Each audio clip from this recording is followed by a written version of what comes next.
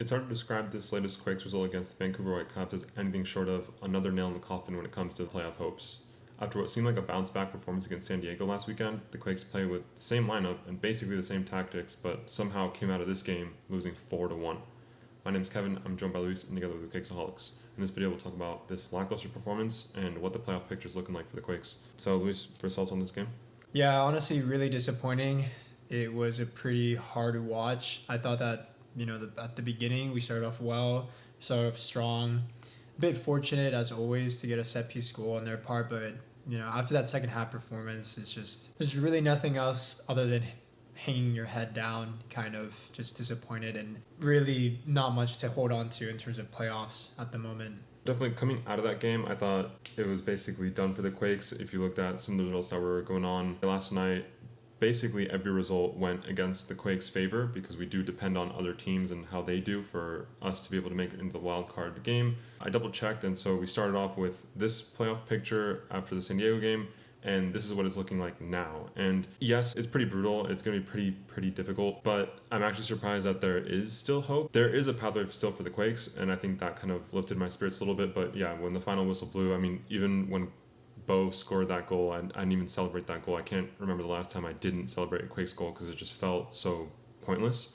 But yeah, I mean, the first half definitely felt more hopeful, and then when we conceded that goal, it was just like, okay. It just felt like we were bound to lose this game after that set piece win, at least for me.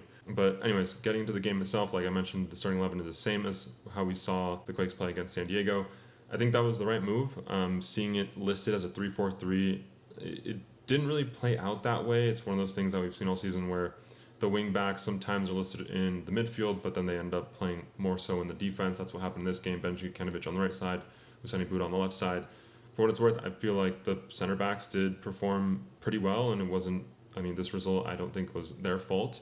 I felt like the five in the back kind of played out like we saw in the second half against San Diego, where this team was pretty good defending inside the box, but I think the biggest difference was just that Vancouver can shoot from distance, unfortunately. But in terms of midfield, Harks, Vieira, it worked out last week when we had to, commit to defending, but I felt like they just didn't have much to offer going up. It just felt like there's a hole in the middle of the field, and then the three up top, like the three star players that we have, Chicho Arango, Joseph Martinez, Cristian Espinosa, I feel like they didn't have enough moments to try to shine. I mean, Joseph had that early chance, within like the first 10 minutes where he got his head on the ball, but it was cleared just off the goal line. I feel like if that had gone in, this game could have very well played out the same way it did against San Diego, but it didn't go our way this time. Yeah, you're right. That early Martinez chance, if that had gone in and, it was past the goalkeeper, but if it ended up being a goal, we could have very well seen possibly a carbon copy performance from San Diego. And a lot of the issues with the Quakes in the first half were on the ball. I think defensively they were pretty sound. Of course, kind of unlucky for Benji Kenovich to get a foul and have that one set piece result into a goal. I think overall, Benji Kenovich had a good game. And yeah, overall, the defense in general, at least the very back line, had a good game. 1-0 going to the half, it's not great, of course, because really a tie doesn't do too much more than a loss in this current situation for the Quakes. But I just don't really understand the substitution of Noel Buck. He's a player who came into this team and was kind of, at least the way I perceived him, was kind of a depth player, a young player, maybe get some minutes with Town FC, kind of like a Nick Fernandez almost, where he just gets a few minutes here and there. But time and time again, he's been called upon by Bruce Arena, and I think in this match, very unconvincing. I don't want to single him out, it's not just on him, but when I kind of go back, of course, in the end, what ended up kind of biting us was those goals from distance. Two great goals from Sebastian Berhalter, a similar-ish one from Thomas Muller, of course. When I looked at those chances in the first half, every single one of them was when Berhalter or Muller, or I think also Nelson had a chance similar to that. When they were shooting from those distances, it was Ian Harks that was closing them down. It was Ian Harks that was forcing them to have to take the shot too early, to send it over the bar, or they did not have that sort of time and space that we saw in the second half. Berhalter and Muller have scored these kinds of goals all throughout their career. So there's really no excuse to not be closing them down. I understand that maybe there's a bit more of a transition element to it just because of us maybe committing more numbers forward. But regardless, I just don't understand that substitution when you had Ian Harkes that was consistently able to close those players down. And it's not like Noel Buck offers much more offensively either. It's not the first time I've seen Bruce Arena make a midfield substitution that I believe is too early or not the player I would have brought on. Because, yeah, if you are chasing the game and, you have that sort of argument, you also have Beau Leroux on the bench as well, who ended up scoring a goal. You also have Marc-Anthony Kaye, who is a similar profile to, maybe a Vieira or can cover a lot of ground. I just don't understand that substitution, and I really think that an Ian Harkes would have been able to do better, or at the very least an Ian Harkes-Vieira pairing would have been able to do better than a Buck-Vieira pairing at closing those shots down that ended up killing us. Yeah, I can't think of a single situation or scenario in which Noel Buck off the bench, to me, made sense this season. Not to hate on him too much, but yeah, if your idea is to play more defensively, I don't know why we don't go with Marc-Anthony Kaye. We've seen him play well, and we've seen him play well against Vancouver earlier this season when we played at home. And if you're trying to be more play on the offense, which you should be when you're down 1-0, and a loss doesn't do any difference. What I'm saying is losing 1-0, losing 4-0, losing 4-1, it doesn't make a difference. You have to go for the win in this situation because there's only 2 games left in the season. So with that in mind, you have Beau Leroux on the bench. Why would you not go with Beau Leroux if what you're looking for is more creativity? Because, as I mentioned, in the first half, we would get the ball, and outside of one play where we were able to connect between, center back to wing back to midfield and progress the ball up the field with 3-4 consecutive passes, I can't remember the Quakes making 3 successful consecutive passes that were progressive. Not all 3 of them being progressive, but cumulatively moving the ball up the field. That just wasn't, this team was not able to do that in this game at all, outside of one scenario. And so if you see that is the issue and you need a goal, I just don't understand why Beau Leroux isn't being looked at. And yes, we eventually did sub in Beau Leroux late in the game and he did get his goal. And I'm not just saying this because he got that goal. I think that goal was kind of just, I'm not going to say accidental, but maybe just very fortunate. I don't think that Beau Leroux really played that big of difference in this game just because of where we were at and with the scoreline. But I do think that had we brought him on earlier, maybe he would have actually made a more significant difference outside of just that one. I think it was a set piece, right? Where Espinosa sent it in and then had a rebound and then Beau Leroux scored. Yeah, there's a lot of bodies, but yeah, in terms of just the profile of player, like you said, Beau Leroux is that player that if you want to have a creative element or you think you're lacking on the ball, quality, that's who you call. Mm-hmm. Substitutions, the other ones were sensible. We saw Judd come in, we saw Ricketts come in, we saw Romney come in. I think those are all fine substitutions, but yeah, they're not going to move the needle one way or the other. And it was very early on too. It was at the halftime. Ian Harkes, if there's one thing he can do, it's play a full 90. So that definitely wasn't an element into this. I think Bruce Arena just really jumped the gun and I don't know, wanted some sort of change. Again, he's done this before.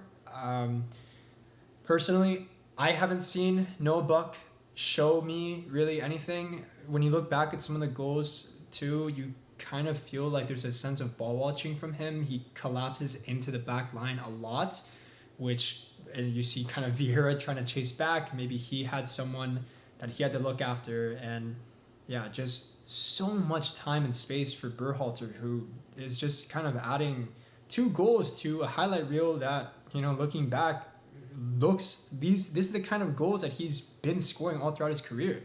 So this isn't something, it's not like a fluke or anything. And even if you got the first one, it's okay, whatever. He did it once, and what can you do? But to let him do it twice, and like you mentioned, it's very similar to the goal that Muller scored in terms of just having a lot of Quakes defenders in our box and then just leaving, 10, 15 yards of just basically open space for someone to run into. I think that is what frustrates me the most about this game, and the perception that I have that Bruce Arena is just going with Noel Buck because it's quote unquote one of his guys. And we can talk about Bruce Arena, I think, in a later video, but I think the second half of this season was very mismanaged. I remember we did the mid-season report card video for him, and we gave him really good ratings, and we thought that he was doing a great job. And this was coming after, 3-4 months into the season of just impressive performances and lots of rotations that made sense. And in these past games, we just haven't been seeing that click. Like something just feels off about this team, and I can't help but feel like Bruce Arena is a big part of that. Yeah, definitely. Especially because it's not like there's any difference of in terms of the personnel that he had to start off the season with, where we were flying out the gates, right? Mm-hmm.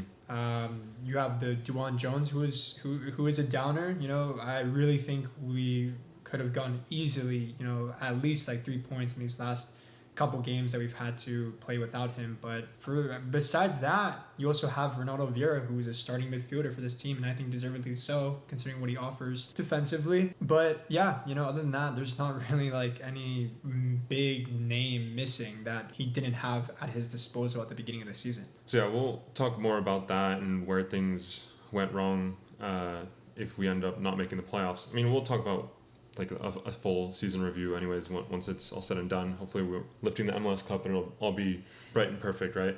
Knocking on wood. But before getting there, there is a playoff race to be played. And so where we're at is the next game for the Quakes, what is coded and dubbed as Decision Day, is I think October 18th. We'll be playing at home against Austin FC. Game that I know you and I, Luis, very much want to win, not even just because of the playoff implications, but because Austin is a team that we very much dislike. But putting that aside, it only remains Decision Day if both FC Dallas and Real Salt Lake do not get a point or more in their next game. Because those two teams do have a game in hand. They've only played 32 matches.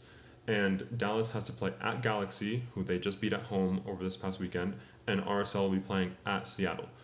So I think the RSL at Seattle game, we can kind of assume that Seattle should win that game. And if that happens, if at least one of those happens, then there is still life for the Quakes. So to summarize that, if Dallas and RSL both get at least 1 point, the Quakes have no chance of making the playoffs, regardless of what happens in the Austin game. If we get to Decision Day and the Quakes still have hope, it's still going to be pretty tough. These are the scenarios that have to come true for the Quakes to go through. Yeah, I mean, Goonies never say die, but compared to last week and how many different, permutations there were that still see the Quakes make it through to the playoffs, this time around it's pretty tight. And it's going to require basically every single result to go our way and for the Quakes to also win at Austin, which, I mean, if they don't win that game, then they 100% do not deserve to be in the playoffs. But yeah, any thoughts on that? Yeah, I mean, the only kind of saving sort of grace of hope is the fact that a lot of those tough fixtures for other teams are away from home. You have RSL playing away from home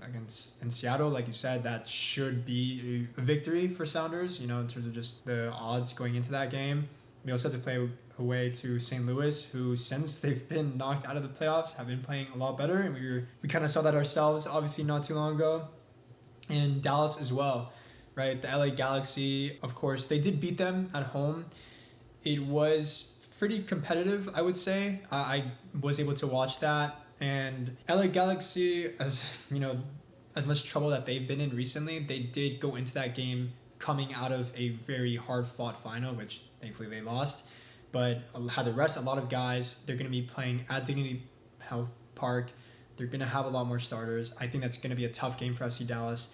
And in terms of the Colorado Rapids as well, who are the only ones between the three of them, the three teams that we're competing with to have a game at home, they're playing against LAFC, who have been absolutely, basically just unstoppable. Yeah, they've been unstoppable ever since they got Sun. So on paper, things don't look that bad, but in terms of the inspiration and the fact that all those things would have to go our way just makes it feel unlikely. And honestly, we'd be blessed to even, like you say, have something to fight for at Decision Day at the moment. Yeah, basically it's either Dallas or RSL have to lose their next match for there still to be hope. Right. So yeah, those results we'll know next week, and then the weekend after that will be Decision Day, as we've mentioned. So I guess we'll find out shortly enough. I mean, we said this last video, Goonies never say die, and until it's over, anything can happen. But in terms of just fan reactions, fan perception, it's definitely the worst it's been all season. It feels like a very, very steep climb at this point. Yeah, you lose 4-1, that just adds on to it. Yeah, and of course, we're gonna save for later videos to kind of then what happened throughout the season. But I mentioned this during the Vancouver game. There were conversations about a home playoff game in the first 10 couple games of the season. We haven't been on the outside looking into the playoffs until these very last couple match days, which I think, kind of given the greater context of this club, makes it all that more disappointing that it really has to come to this, and our margins are so small going into this final match day. Yeah, like you said, like if we rewind like 3-4 match days ago, from the start of the season until then, probably for like 90% of that time, the Quakes have been in a playoff position. So it feels like the crash out, when was this? In like 2019, where we had like a 10-game stretch at the end of the season. Yeah. All we needed was like the one win. Wando and the Ultras. Yeah. Even that couldn't get us over the line. It very, yeah.